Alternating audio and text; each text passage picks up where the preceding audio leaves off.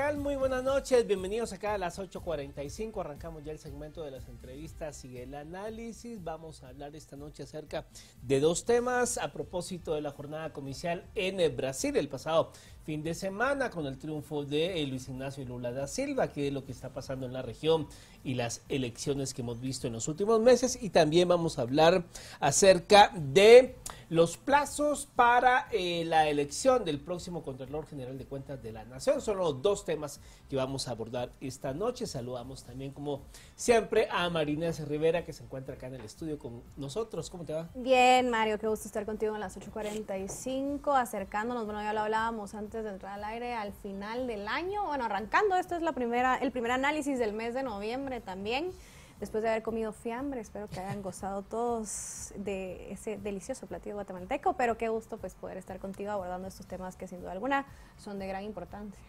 Por supuesto, una semana corta, ¿no? Así es, por corta, pero ajá, eso estábamos hablando, hoy se siente como lunes, pero ya es miércoles y bueno, avanza el tiempo muy rápido, ¿no? Y acercándonos también al año 2023, proceso electoral también, entonces, mucho de qué hablar vamos a tener. Por supuesto, antes de entrar también al tema, a los temas que le hemos planteado, pues tenemos tres noticias para comentar. Una leve disminución en los precios de los combustibles, 30 centavos por ahí ronda la disminución en el galón de la gasolina super.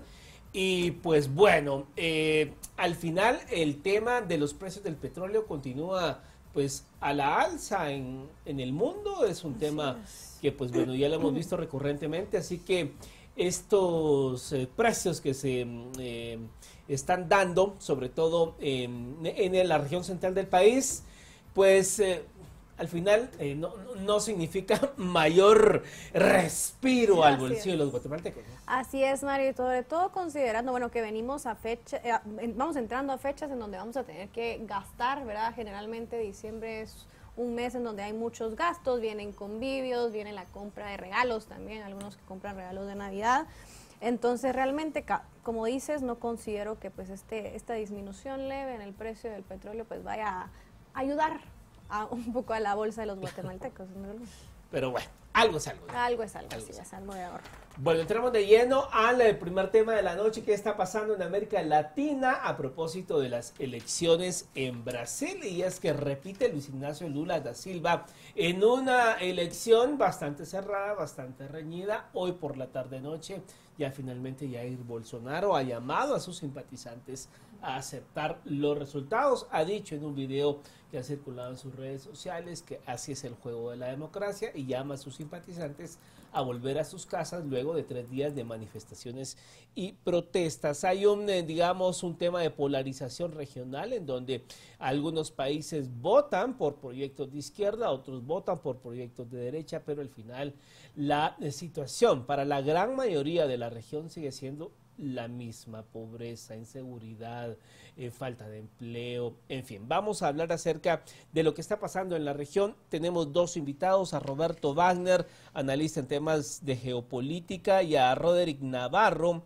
Él es analista político, él es un ciudadano venezolano radicado en Brasil y nos puede tener, digamos, un termómetro más fehaciente de lo que pasa en aquel país a esta hora. Muy buenas noches, bienvenidos a ambos. Muy buenas noches, un placer estar con ustedes.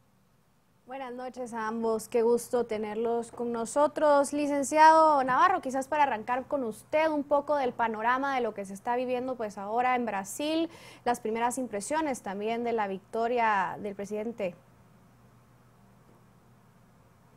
Bien, lo que está sucediendo en Brasil es que la gente está en las calles muy indignada, mostrando su rechazo a un proceso electoral que fue muy cuestionado por principalmente comenzar que Lula da Silva lo sacaron de la cárcel de una manera ilegal, pues el amigo suyo que está en el Supremo Tribunal Federal, el magistrado Fachin, determinó que la sanción no debía haberse hecho en Curitiba sino en Brasilia. Hizo bastó y sobró para que él saliera a las calles y fuera candidato, pero eso no lo absolvió de la condena por lavado de dinero y corrupción en sus gobiernos. Esto, además de otra serie de irregularidades llevadas adelante por el Tribunal Superior Electoral de Brasil, que fueron denunciadas por la campaña del presidente Jair Bolsonaro, pues no fueron tomadas en cuenta y, entre otras cosas, pues la gente denunció irregularidades sobre el proceso. Hoy esta población está en las calles, está saliendo más personas a esta hora mientras estamos hablando, están frente a los puestos de comando, a los cuarteles del ejército y los militares en las distintas partes del país. En San Pablo tienen cerradas las principales vías de acceso, incluso las del Aeropuerto Internacional de Guarulhos, que es el principal aeropuerto internacional del estado de San Pablo, corazón económico del país. Y el presidente de la República, en sus declaraciones al día de ayer, pues dijo que agradecía a sus votantes y también iba a defender a la Constitución. Luego de sus palabras, el ministro de Casa Civil, el señor Nogueira, pues dijo que estaba autorizado por el presidente para comenzar la transición, la cual debería comenzar el día de mañana jueves, con el vicepresidente electo Geraldo Alckmin, el vicepresidente de Lula da Silva. Entonces, pues la gente está a la expectativa de qué es lo que va a suceder, está pidiendo el apoyo de las Fuerzas Armadas para hacer justicia según sus peticiones, y el presidente Bolsonaro, como ustedes lo indicaron hace un momento, pues llamó a la población a que no obstruyeran las calles, no los llamó a sus casas, pero sí dijo, pueden protestar pacíficamente, nosotros no somos como la izquierda, pero no obstruyan las calles porque todo el mundo tiene derecho a la movilización.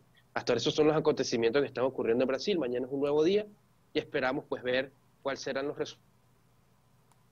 resultados, si tenemos más gente en las calles de Brasil y cuál será pues al final la respuesta de las Fuerzas Armadas. Ahora bien, Roberto, digamos, ¿cuál pudiese ser el análisis en cuanto a lo que hemos visto en la elección brasileña, pero también lo que hemos visto en la región? O sea, digamos, ¿qué podemos analizar en torno a los resultados de los últimos 2 años en las elecciones presidenciales en América Latina? Gracias, Mario. Para mí es un análisis muy sencillo. Es un análisis en donde hay una frustración de la gente por los gobiernos de turno.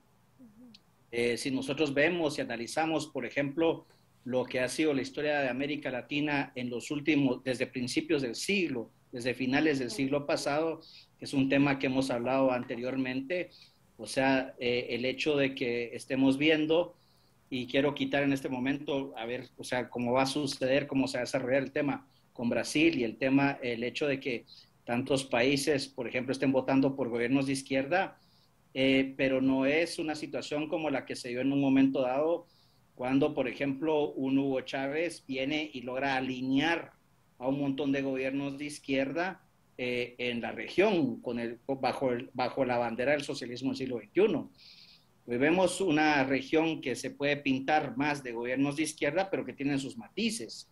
Tenés dictaduras insoportables, injustificables, como la de Cuba, como la de Nicaragua, como la de Venezuela, y después tenés una serie de gobiernos que tienen un carácter, unos más que otros, más progresistas, pero que no están unidos como tales. O sea, tenés algunos que incluso reclaman o acusan a esas dictaduras, digamos, como las llamo yo, insoportables, precisamente por sus violaciones a los derechos humanos. Pero no es una situación de una unión y no es una situación como la que se dio hace 20 años, en donde había un convencimiento de carácter ideológico, político, público, de buscar nuevas alternativas a lo que era, por ejemplo, un sistema que se había venido manejando durante los años 90.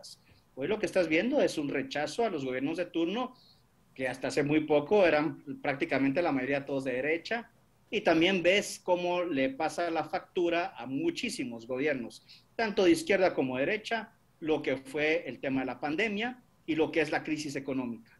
O sea, eso también es una cuestión que tiene mucho que ver, y en medio de todo esto yo creo que, ya para aterrizar un poco con el tema de Brasil, creo que el gran dilema en el caso de Brasil es nuevamente un lamentable papel de muchísimos medios de comunicación internacionales, algunos brasileños, el tema de las encuestas, que prácticamente daban con un 15-20% de ventaja a un Lula da Silva sobre un Jair Bolsonaro, y que esto resulta ser falso, y esto te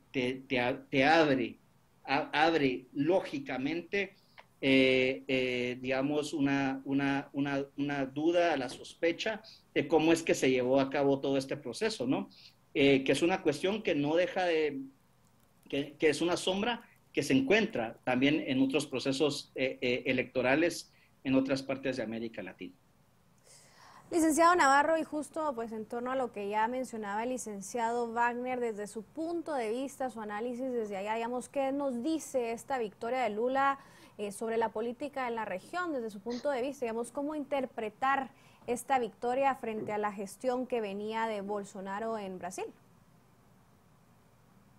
Mira, si podemos evaluar el gobierno del presidente Jair Bolsonaro a través de sus resultados, podemos encontrar que el gobierno ha sido uno de los mejores, para no decir el mejor que ya ha tenido, pero ha sido un gobierno excelente en los resultados económicos, en los resultados sociales, en la modernización de la estructura del Estado y la accesibilidad de los servicios que ofrece el Estado hacia el público en un país de 211 millones de brasileños.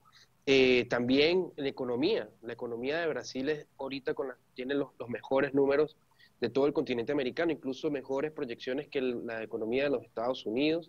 Tiene un combustible que gracias a las políticas del presidente han sido, en vez de, como en otros países, los precios del combustible son para arriba, aquí los precios del combustible fueron para abajo.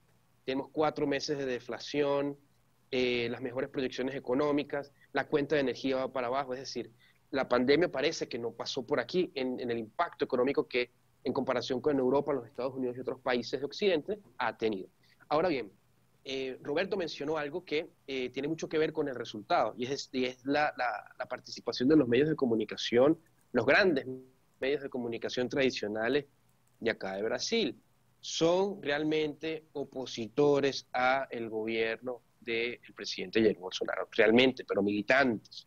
Desde cómo se expresan de él hasta cómo plantean las noticias y cómo crean noticias que no existen en función de generar escándalos, problemas y rumores que permitan crear de la figura del presidente y su entorno algo desagradable para la población, ¿sí? Entonces tienes un país que está yendo muy bien en términos de seguridad, en términos de salud, de educación, de beneficios sociales, de la economía, un país que está muy bien encaminado, pero con una campaña hacia la imagen del presidente que genera rechazo. Entonces, la campaña tuvo mucho que ver, fue muy afectada, fue muy influida por toda esta agenda de los medios de comunicación, que al final todos estos grandes medios de comunicación son la principal fuente de información para los demás medios internacionales de lo que acontece en Brasil. Entonces, en Brasil se está diciendo fuera de Brasil que Bolsonaro es un dictador, que es un fascista, que está quemando el Amazonas, cuando todos los hechos demuestran que él ni es fascista, ni es antidemocrático, ni es el que está quemando el Amazonas, todo lo contrario. Entonces, pues eso influyó mucho en el electorado. Sin embargo, ahora que están estas manifestaciones en las calles en favor de Bolsonaro y en rechazo a la injusticia que se cometieron en este proceso electoral, llama mucho la atención que estos 60 millones de electores de Lula da Silva pues brillan por su ausencia, no están en las calles y no hay demostraciones de apoyo a el presidente Lula supuestamente electo, ¿no? Entonces está ese contraste, y respecto a América Latina, pues los que más están contentos son los dictadores y los que pertenecen al Foro de San Pablo, a la izquierda. Maduro está entre los más felices, porque no solamente tiene a Gustavo Petro, que ya ayer fue para Venezuela y resolvió sus problemas de aislamiento, sino que ahora seguramente Lula da Silva irá a Venezuela y recompondrá las relaciones. Colombia y Brasil habían roto relaciones con la dictadura, con el gobierno de Bolsonaro y con el gobierno anterior del presidente Iván Duque respectivamente.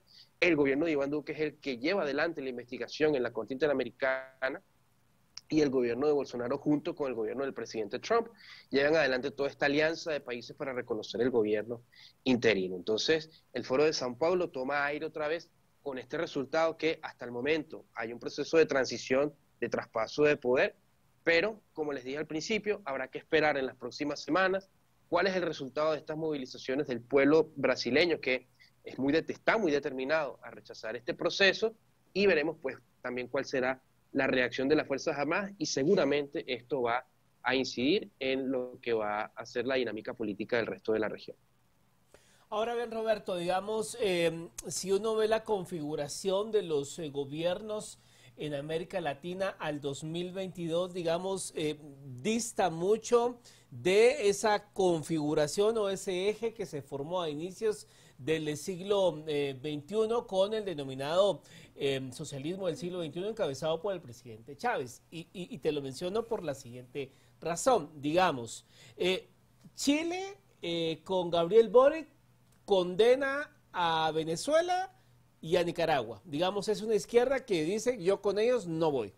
Pedro Castillo en Perú, se lleva muy bien con Washington, pues, digamos, no maneja este discurso antiimperialista, anti-yanqui, cosa que se maneja, digamos, del lado de Maduro en Venezuela. Petro, pues tiene, digamos, todavía siento yo que hay que darle un poco de que se madure porque uno no ve por dónde va la cosa.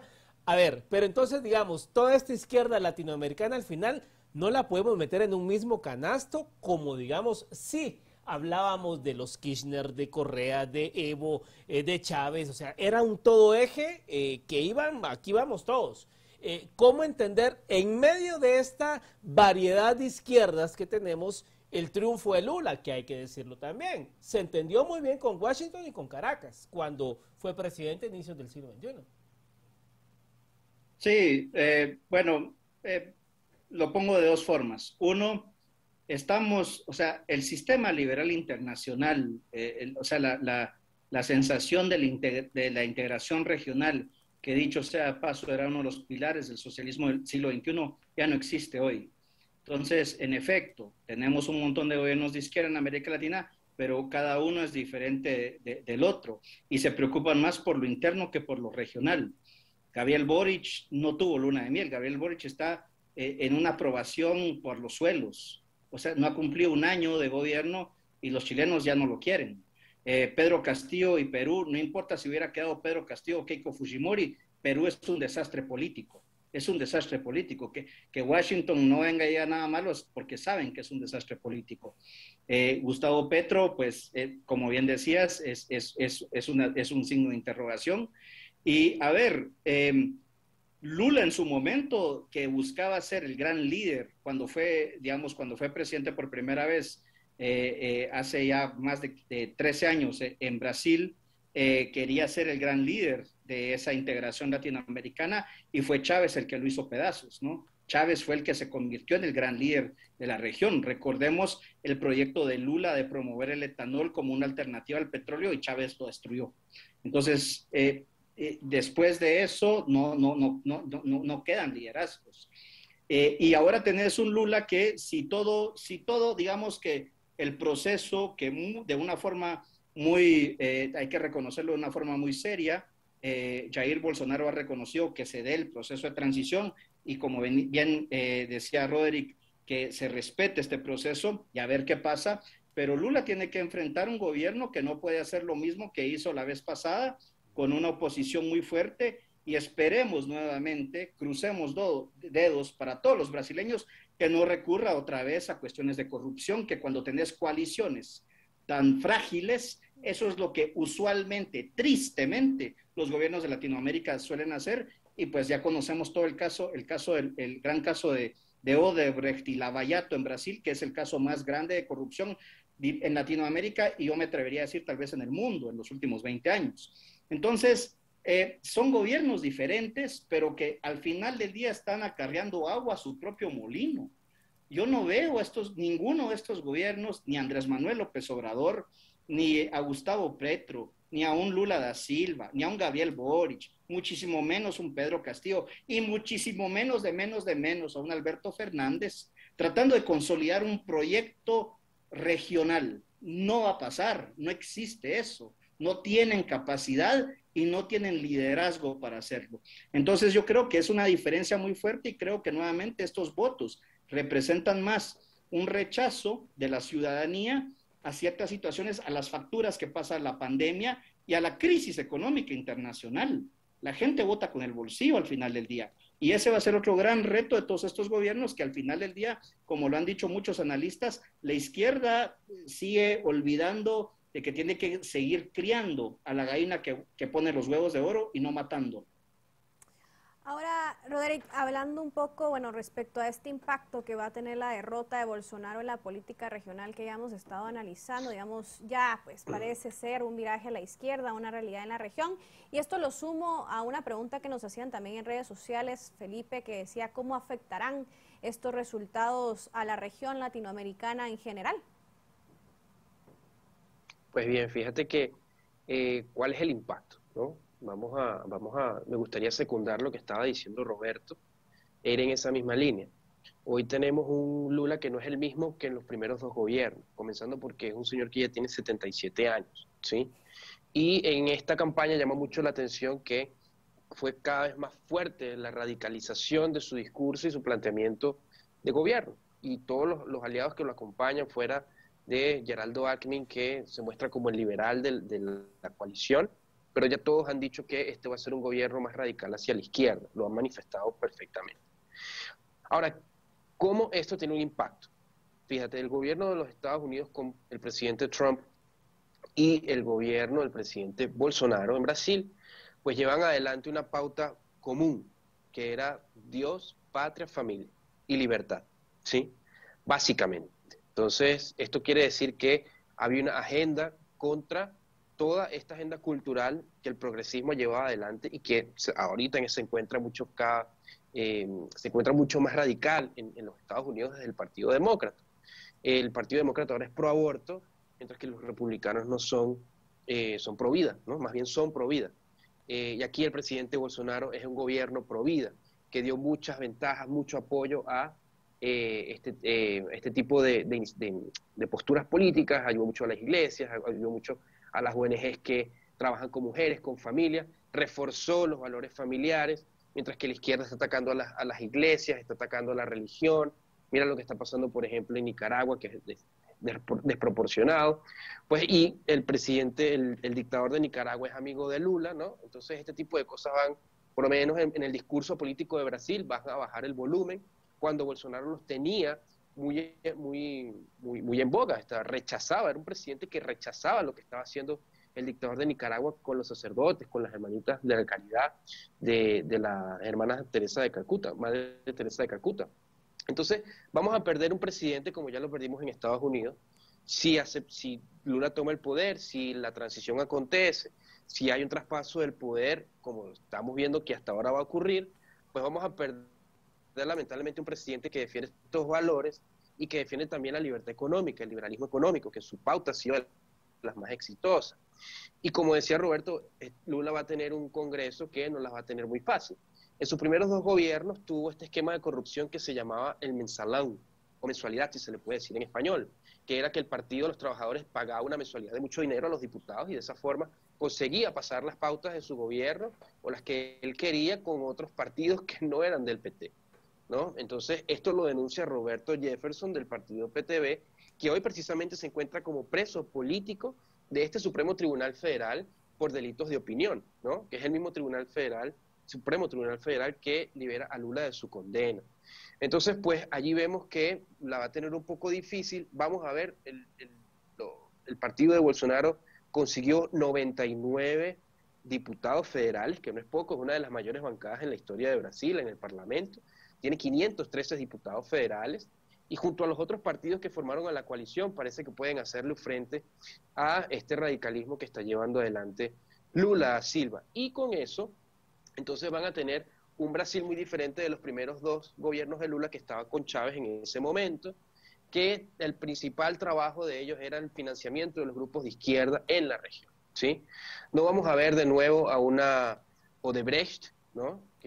Comprando votos, comprando políticos, como lo hacían antes. De repente hay otro esquema, pero la van a tener muy difícil, porque ahora también las fuerzas de seguridad de los distintos países están muy atentos a esta situación y los sistemas políticos también.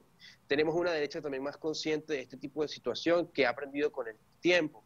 En unos países está más débil que otra, pero existen, ¿no? Y la configuración regional respecto a la antigua polarización que existía entre los socialdemócratas y los izquierdistas, digamos más radicales, ahora se ve entre los conservadores de derecha y una izquierda más unificada que va desde los radicales hasta los socialdemócratas.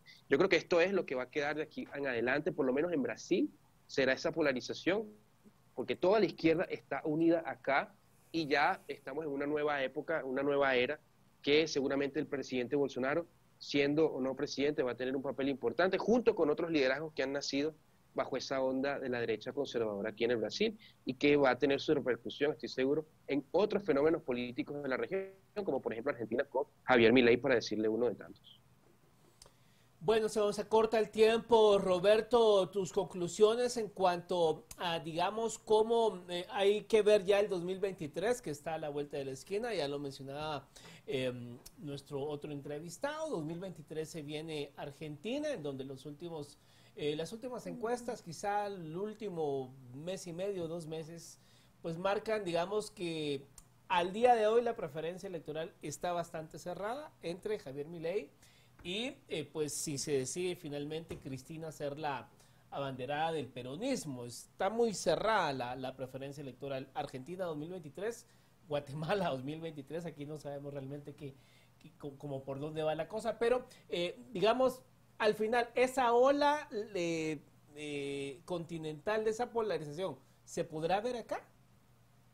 ¿Llegará a decidir eso acá? Bueno, en Guatemala no, y en Argentina sí, pero va a ganar la derecha, porque es el gobierno de turno el que pierde. Es así de fácil. Es un desastre lo que tiene Fernández ahí, ¿no? Alberto Fernández es un desastre y todos en Argentina saben que fue puesto ahí por Cristina Fernández de Kirchner. Y es un desastre, o sea, es la segunda inflación más grande de América Latina y nuevamente, lo que hay que terminar es con este péndulo que estamos teniendo de extremos, ¿no? Y lo que pasa es que yo creo, estoy muy de acuerdo con lo que dice Roderick, hay que tener nuevos liderazgos que vengan y representen la unidad nacional, que vengan y que empecemos a luchar en contra los populismos, que empecemos a luchar contra las promesas baratas, las promesas falsas. Yo creo que eso es muy importante, pero creo que eso no se va a hacer de un año para otro. Creo que vamos a seguir viendo mucho de esto. Y en el caso de Guatemala, con el respeto de Roderick, pero yo creo que nosotros somos muy ajenos a esto todavía. Nuestro sistema de partidos, o sea, nosotros no tenemos, o sea, ¿cuáles son las verdaderas expresiones de izquierda en el país? No hay realmente, con algunas excepciones, y la gran mayoría de partidos son partidos que se denominan de centro derecha, pero que son prácticamente siguen siendo plataformas políticas para poner puestos y para, digamos, continuar un sistema que beneficia, digamos, en donde la política te paga y no el trabajo honesto, ¿no? Entonces yo creo que ese es un problema. Yo creo que Guatemala puede caer en esto, en los temas del mesianismo y el populismo, que puede ser tanto izquierdas como derechas, como lo que está pasando en El Salvador, por ejemplo, que siento yo que también es una cuestión muy delicada. Pero nuevamente, yo creo que el 2023, yo no veo, o sea, nuevamente que hayan existido ciertos fenómenos que en los últimos meses hayan llevado un poco a estrechar la situación en Argentina, pero la gestión económica de Alberto Fernández con el apoyo de Cristina Fernández de Kirchner y el peronismo y el justicialismo es un desastre hecho y derecho, no hay otra forma de calificarlo, pero nuevamente existe una cuestión en donde ¿qué va a ser la oposición? ¿Qué propuestas pueden tener? Pero yo creo, insisto, lo que estamos viendo no es un fenómeno ideológico como tal, más allá de lo que sí, como bien decía Roderick, de lo que es el apoyo de ciertos medios y una narrativa internacional que se ha creado, pero yo creo que es la insatisfacción de los votantes con los gobiernos de turno. Y nuevamente un retorno muy fuerte y muy lamentable a populismos nacionalistas que al final del día te paran decepcionando o paran siendo corruptos, como nuevamente, digamos, yo espero que para los brasileños no sea este el caso, si al final del día Lula llega a quedar, y lo espero también por Roderick y por todas las personas que están en Brasil, pero que no volvamos a ver un caso del cual solo vimos la punta del iceberg, que es el caso de corrupción. O sea, se exportó la corrupción de Brasil a toda América Latina bajo las narices de Lula Silva y Dilma Rousseff, y espero yo que eso no vuelva a pasar, pero nuevamente eso es algo que no podemos ignorar. Pues muchas gracias a ambos por haber estado con nosotros esta noche. Gracias. Se nos agotó el tiempo. Gracias, nos vemos en una próxima ocasión. Feliz noche, hasta pronto. Adiós. Bueno, un tema sumamente importante, sobre todo porque las elecciones en la región y las nuestras hay un factor y un punto de inflexión, la pandemia de 2020. Así Y lo es, que decían Mario. los analistas es muy cierto, la gente ahorita está votando pensando en su bolsillo. Así es, Mario. Así que habrá que ver qué forma, bueno, ver y analizar cómo la forma en que el presidente Alejandro Yamatei manejó estos últimos años la pandemia, pues influirá, ¿no?, en nuestra elección el próximo año también. Así que Así, ya 2023. veremos. 10 de la noche con 6 minutos. Vamos a hacer una pausa y volvemos con el segundo tema.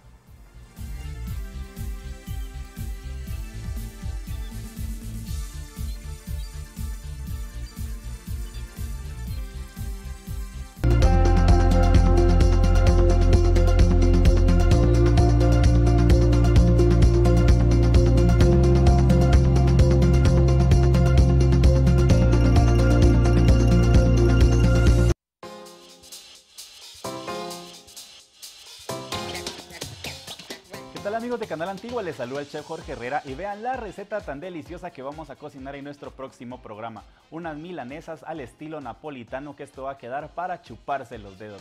Así es, amigos, entonces los invito a que sintonicen, por supuesto, Cocina Caliente por Canal Antigua en nuestro próximo programa. Nos vemos.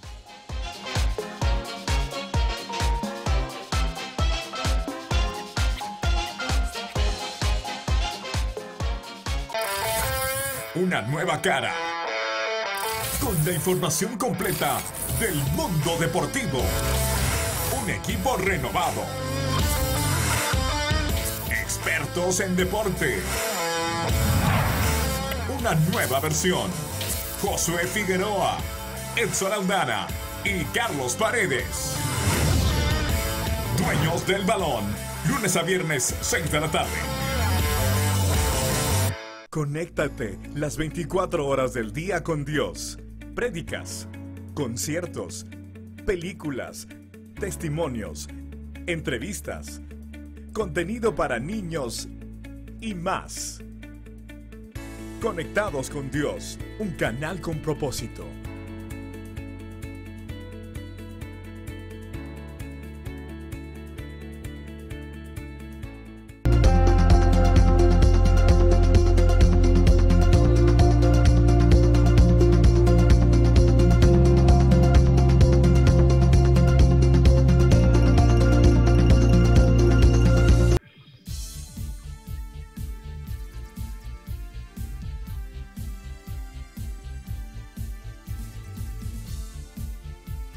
Ya de vuelta con el segundo tema de la noche, vamos a hablar acerca de la elección a Contralor General de Cuentas de la Nación, la comisión de postulación para elegir a la nómina de este cargo. Ha entregado finalmente la nómina de 6 integrantes al Congreso de la República. El 13 de octubre tendría que haber jurado en el cargo el próximo Contralor General de Cuentas de la Nación. No ocurrió. Y pues bueno, vamos a hablar acerca de este caso, un cargo más en el país que no cumple con los tiempos. Y pues bueno, 13 de octubre tendría que haber pasado esto y no ocurrió.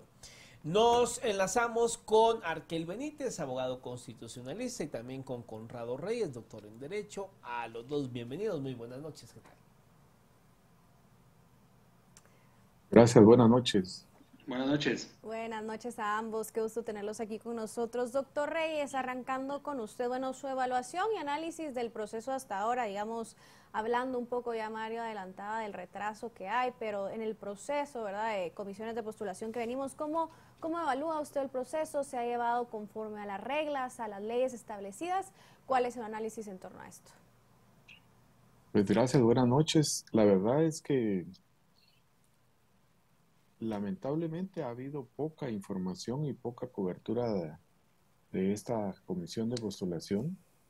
Las únicas veces que el presidente de la comisión, uno de los rectores de las universidades privadas, el doctor Moreno, dio declaraciones, recuerdo, lo hizo señalando de que la comisión había hecho su trabajo y estaba en la fase final incluso haciendo las votaciones de la integración de la lista de aspirantes que tenía que trasladar al Congreso. Entonces, el proceso fue realmente público, sí, pero despertó poco interés de diferentes grupos sociales, políticos, económicos, a pesar de que la figura constitucional de la Contraloría de Cuentas realmente es una figura que debiera de ponérsele más atención primordialmente por los niveles de corrupción que se han denunciado y se han evidenciado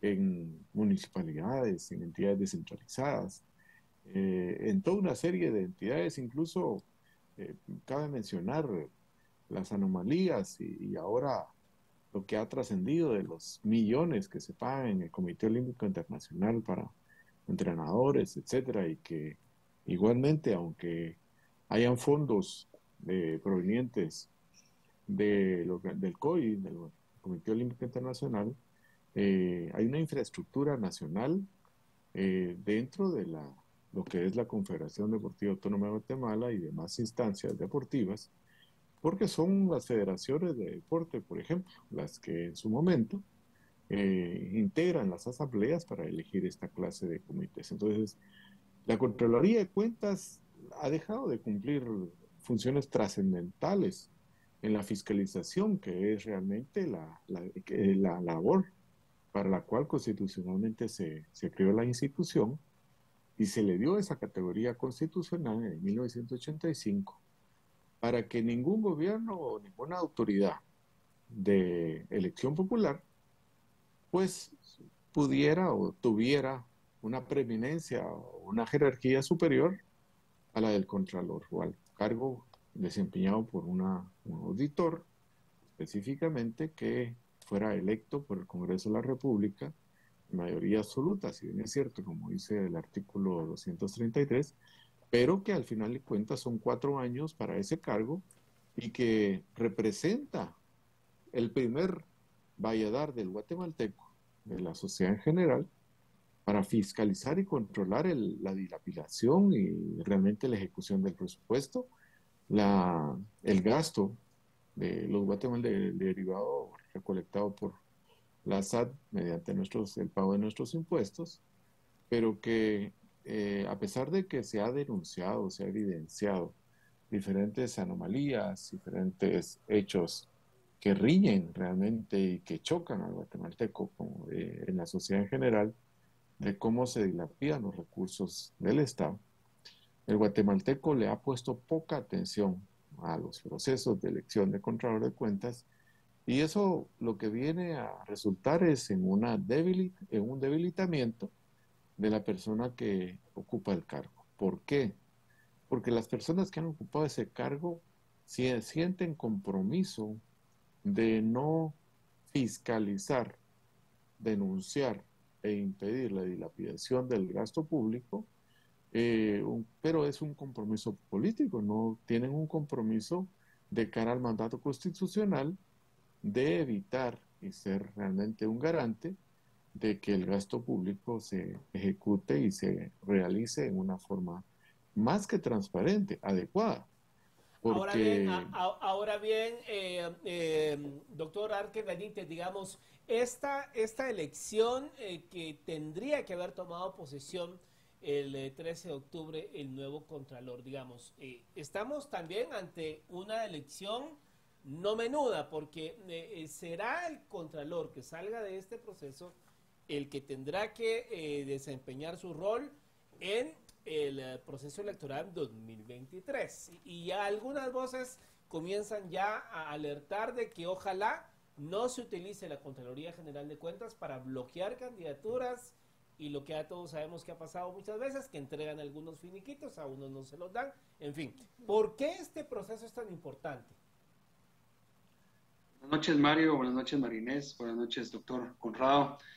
Sí, yo coincido plenamente con lo que ha manifestado el doctor Reyes en este tema y efectivamente creo que una buena señal en este proceso de elección sería que el Congreso le apriete el acelerador para poder hacer la elección que corresponde y que no se pase más tiempo y no empiecen a generarse estas incertidumbres que ya algunos grupos de sociedad civil han puesto sobre la mesa a través de un comunicado en donde expresan la preocupación del retraso en el cual ya entró el proceso de elección. Y en efecto, la preocupación además es sentida o agravada hasta cierto punto porque obviamente, como bien lo mencionas, Mario, estamos a las puertas de un proceso electoral que se inicia en enero. De enero a marzo tendrá lugar el proceso de calificación de calidades de los que aspiren a puestos de elección popular en las próximas elecciones, y es en donde básicamente se tienen que inscribir las personas ante el Tribunal Supremo Electoral, ante el registro de ciudadanos, y uno de los requisitos estelares lamentablemente ha sido el mal manejo del famoso finiquito, que es una constancia transitoria e inexistencia de reclamación de cargos por parte del ente gubernamental a las personas que han manejado fondos públicos. Ahí creo yo que radica la principal preocupación a la que nos sumamos todos los guatemaltecos, por supuesto, respecto de quienes suscribieron ese comunicado, y deja entrever pues ese tipo de preocupaciones.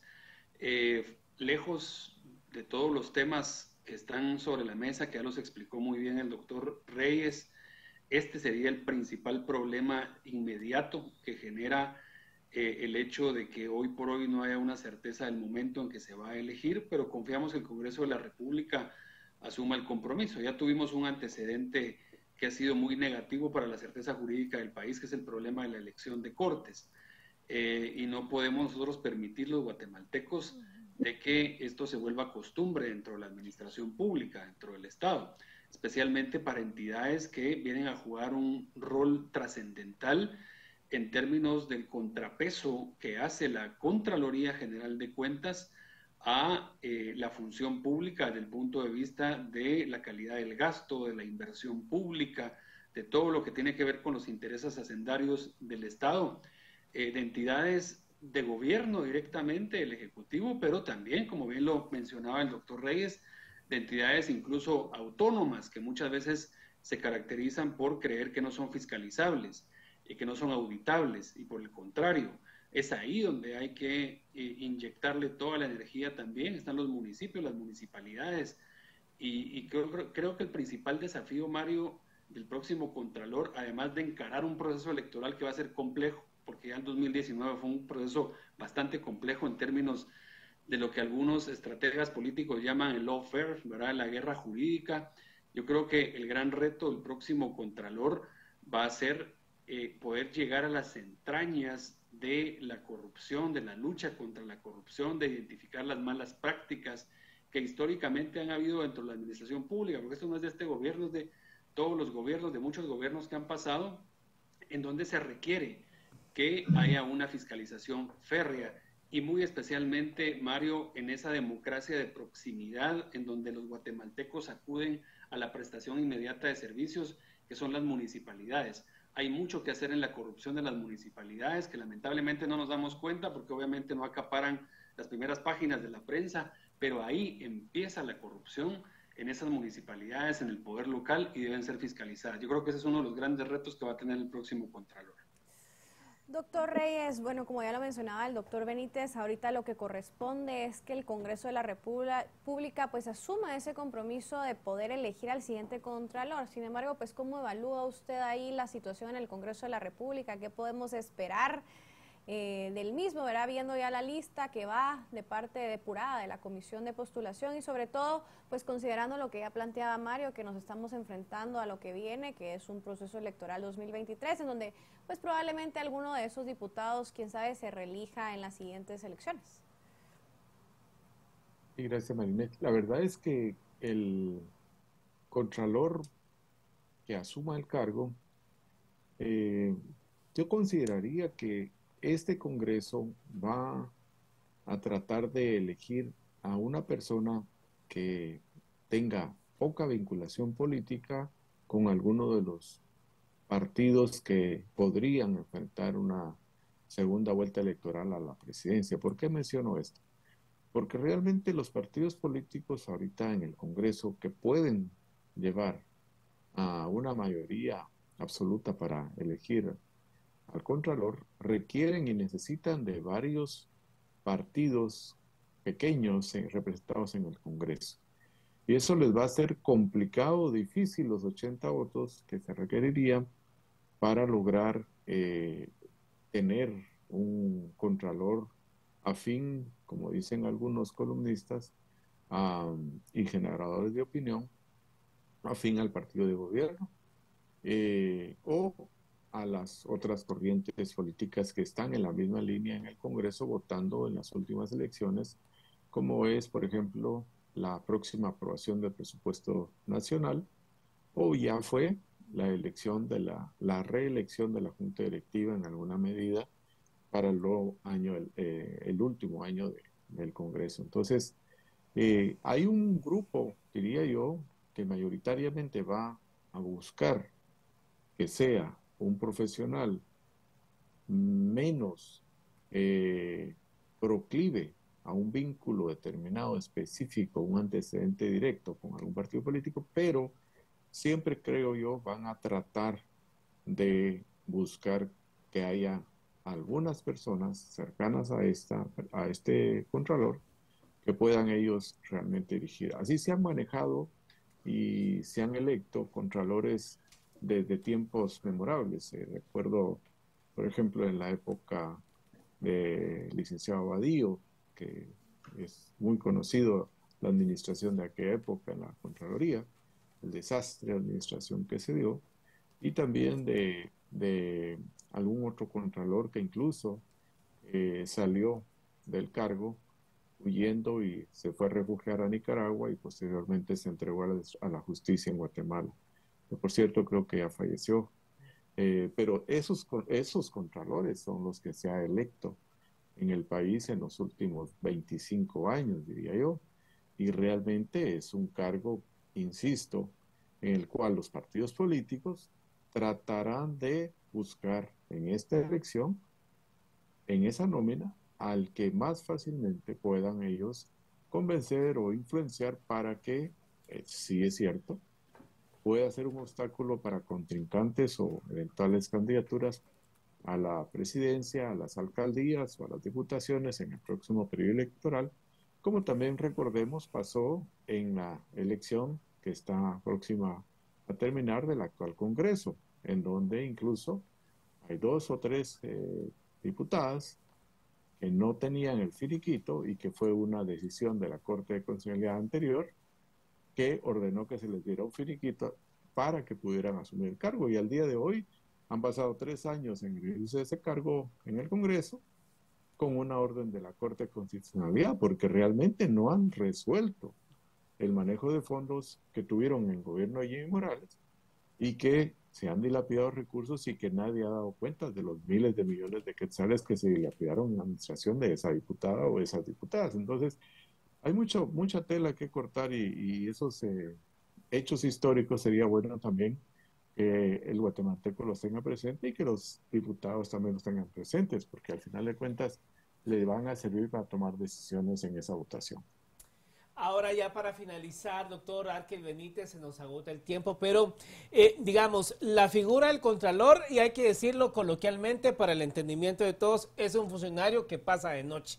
Si usted le pregunta a la población ahorita que le digan el nombre del actual Contralor, nadie sabe. O sea, el Contralor no aparece en ningún lado. A veces son los medios de comunicación los que paran destapando grandes casos de recursos mal empleados, de municipalidades que se ponen a comprar estufa, refrigeradora, o sea, una cosa, y uno se pregunta, ¿en dónde está el Contralor General de Cuentas? O sea, pareciera que es un personaje que nadie conoce, nunca aparece, nunca se sabe nada. O sea, ¿por qué, Arkel? ¿Por qué? Bueno, yo creo que se le da muy poca promoción, y lo decía muy bien el doctor Reyes, ¿verdad? Este proceso especialmente ha sido poco publicitado, creo que no ha habido mucho interés, creo que también hemos tenido un año donde los guatemaltecos hemos quedado curtidos de tanta información de los procesos eleccionarios más importantes que se gestaron este año.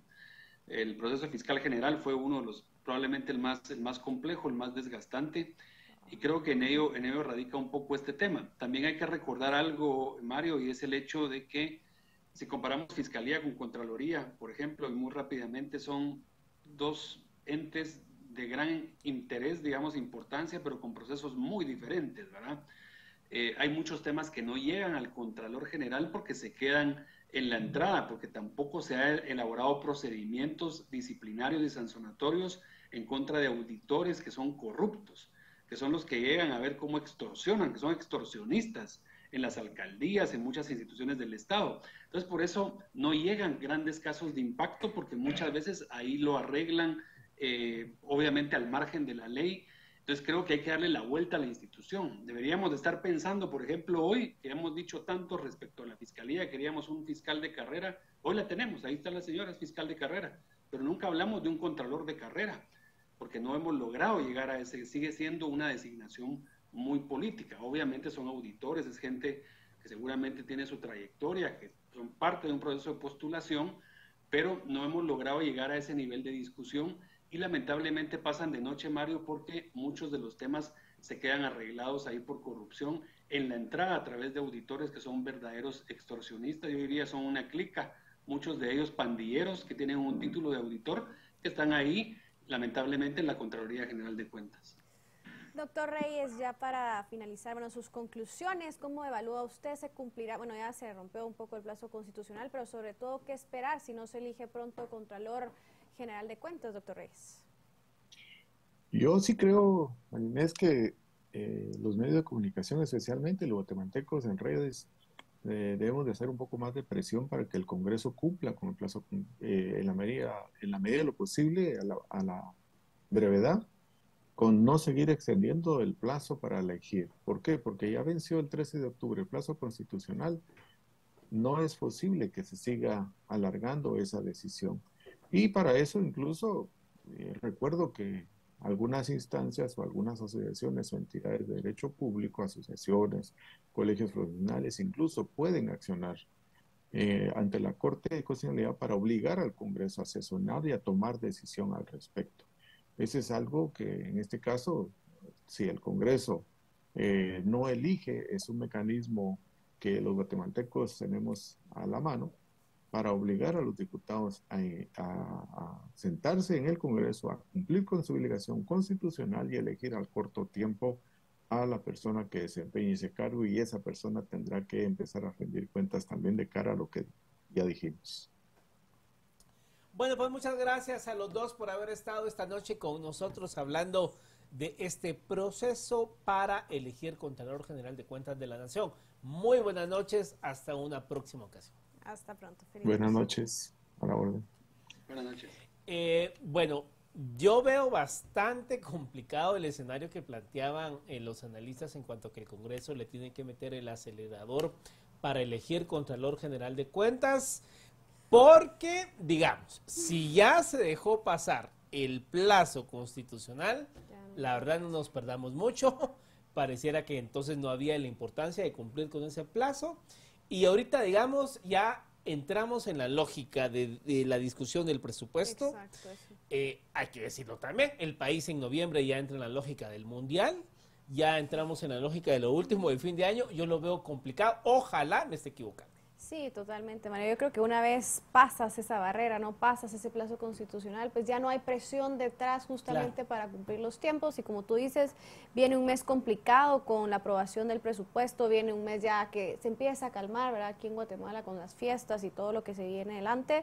Así que bueno, esperemos que el Congreso de la República cumpla con su labor, porque sin duda alguna, como estábamos comentando, el Contralor será fundamental. Y bien, como lo mencionabas tú, ¿quién es el Contralor ahorita actualmente para extender o no esos finiquitos del proceso electoral 2023? Es que no es un nombre que suene, ¿no? Así o sea, uno, por es. ejemplo, sabe quién es el fiscal general, Sí. que presidente de corte, pero procurador de derechos humanos, pero el nombre del Contralor General de la Nación es algo que pasa desapercibido, ¿no? Así es, María. Así que esperemos que cumplan con su tarea, ¿no? Los diputados. Otro llamado, porque no tenemos cortes y esperemos que sí tengamos Contralor también. Claro, complicado los temas. Así Bueno, es. gracias, Marinés. Nos vemos la próxima semana. Ustedes en casa tengan una excelente noche. Sí.